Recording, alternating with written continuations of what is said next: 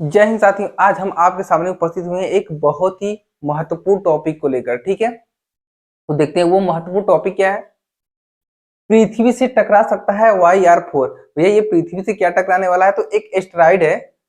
जिसे एस्टेरॉइड क्या होता है, एस्टेरॉइड थोड़ा सा हम जान लेते हैं क्या होता है। तो जो उल्का पिंड होते हैं या क्षुद्र ग्रह होते हैं उन्हें एस्टेरॉइड कहते हैं। ठीक है, ये टूट के कभी कभी अंतरिक्ष से किसी भी ग्रह पे जाकर टकरा सकते हैं। तो ये पृथ्वी पर लगभग 22 दिसंबर 2032 को टकराने की पूरी आशंका है। ठीक है, ये अमेरिका के स्पेस क्राफ्ट नासा ने इसे मतलब कि प्रूव किया है कि ये 2032 में पृथ्वी से टकरा सकता है। तो इसके लिए नासा क्या करने वाला है, ठीक है, इससे कितनी तबाही मचेगी, इससे क्या हो सकता है, हर एक चीज जानेंगे। और इससे कौन सा शहर सबसे ज्यादा प्रभावित होगा, हर एक चीज जानेंगे इस वीडियो में। ठीक है, आइए देखते हैं। तो NASA increase risk level of asteroid 2024 likely to him earth 2032। ठीक है, 2032 में ये पृथ्वी से टकरा सकता है। ठीक है, और ये पता कैसे चला है, हर एक चीज जानेंगे अच्छे से। तो ये दक्षिण अमेरिकी देश चिली में अमेरिकी की स्पेस एजेंसी नासा ने का एक सेंटर है। इसे the asteroid terrestrial impact last alert system यानी कि एटलस कहते हैं। ये मतलब कि जिससे पृथ्वी को खतरा रहता है। ठीक है, अंतरिक्ष से जो भी कुछ होते हैं, हर एक चीज के बारे में जानकारी लोग रखते हैं। ठीक है, और अलर्ट जारी कर देते हैं। करीब 2 महीने पहले 27 दिसंबर 2024 को एस्ट्रोनॉमर्स ने एटलस के टेलीस्कोप की मदद से पहली बार एक क्षुद्र ग्रह को देखा था, जिसने नाम दिया था 2024 YR4। ठीक है, इसे नाम दिया गया।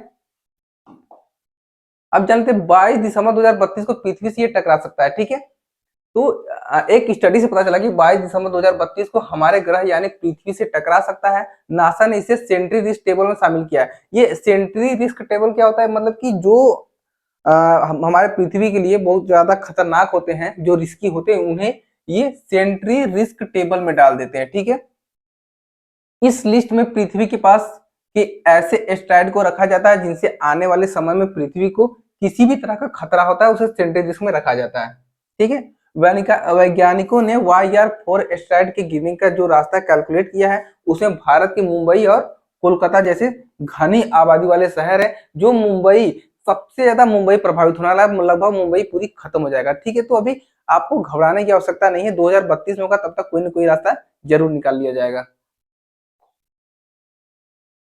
एस्टेरॉइड की पृथ्वी से टकराने की आशंका कितनी है? ठीक है, तो एस्टेरॉइड एक जगह स्थिर नहीं है बल्कि लगातार घूम रहा है, इसलिए धरती को टकराने की इसकी आशंका बदलती रहती है। ठीक है, कभी धरती से टकराने की इसकी आशंका बढ़ जा रही है, कभी घट जा रही है। ठीक है, तो इसको भी देख लेंगे। 27 दिसंबर 2024 को जब ये एस्टेरॉइड पहली बार देखा गया था, तब इसके धरती से टकराने की आशंका 1.3% थी। ठीक है, फिर 7 फरवरी को देख लेते हैं, कोई ये आशंका बढ़कर 2.3% हो गई। ठीक है, फिर 18 फरवरी को स्टडी की गई तो इसका आशंका बढ़कर 3.1% हो गई, यानी कि बढ़ गई। ठीक है, 19 फरवरी को नासा ने लेटेस्ट डेटा के आधार पर बताया कि इसकी आशंका घटकर 1.5% हो गई। यानी कि हर 66 में से एक आशंका है कि ये एस्टेरॉइड 22 दिसंबर 2025 को पृथ्वी से टकरा सकता है। ठीक है, नासा के मुताबिक अगले कुछ समय तक इसे दूरबीन से सटीक से देखा जा सकता है। ठीक है, मतलब कुछ समय बीतने के बाद इसे सटीकता से पता किया जा सकता है कि इसकी क्या स्थिति, ये पृथ्वी से टकराने वाला है कि नहीं। ठीक है, तो वैज्ञानिकों के मुताबिक दिसंबर 2028 तक, ठीक है, ये एस्टेरॉइड पृथ्वी के बेहद करीब से गुजरेगा, तब इसकी स्थिति एकदम स्पष्ट जारी हो जाएगी। ठीक है, उस समय इसकी जो दूरी होगी, जब पृथ्वी के करीब आ जाएगा, तो 80 लाख किलोमीटर प्रति घंटा होगी। ठीक है, 80 लाख किलोमीटर होगी। ठीक है, तब वैज्ञानिकों को इसकी साइज और ऑर्बिटर के बारे में कुछ और सटीक जानकारियां मिल सकती हैं।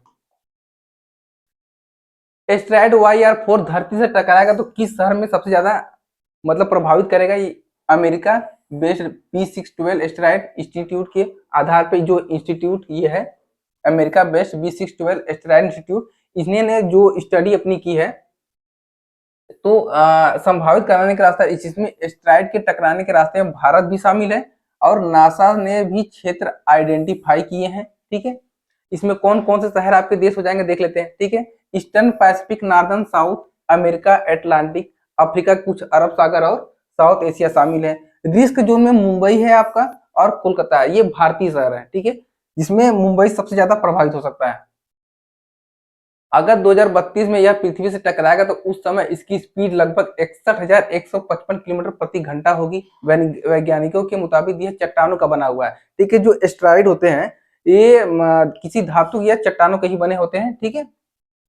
इससे पृथ्वी पर एक तेज शाक वेव डेवलप होगा जिससे मुंबई जितना शहर पूरी तरह से तबाह हो सकता है। ये धरती पर टकराने के वक्त 8 मेगा टन टीएनटी का फोर्स जनरेट कर सकता है, ठीक है। जो जापान के हिरोशिमा जो नागासाकी में परमाणु बम विस्फोट हुआ था उससे भी बहुत ज्यादा खतरनाक है, ठीक है।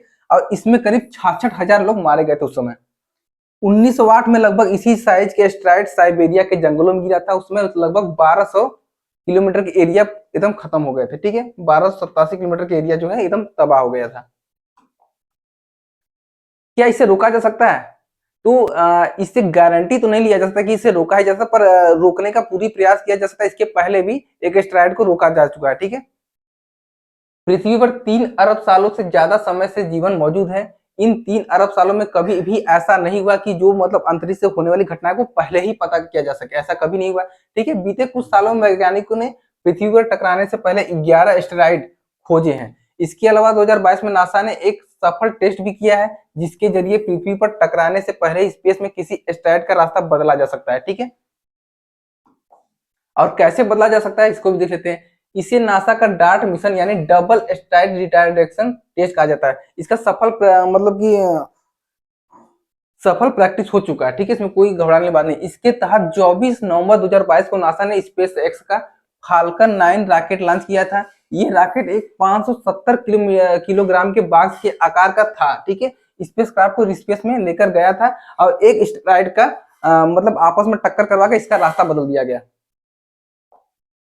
ठीक है। नासा ने इसे स्पेसक्राफ्ट की टक्कर 160 मीटर व्यास वाले डिमोफोर्स नाम के एक एस्टेरॉइड से करवाया था, ठीक है।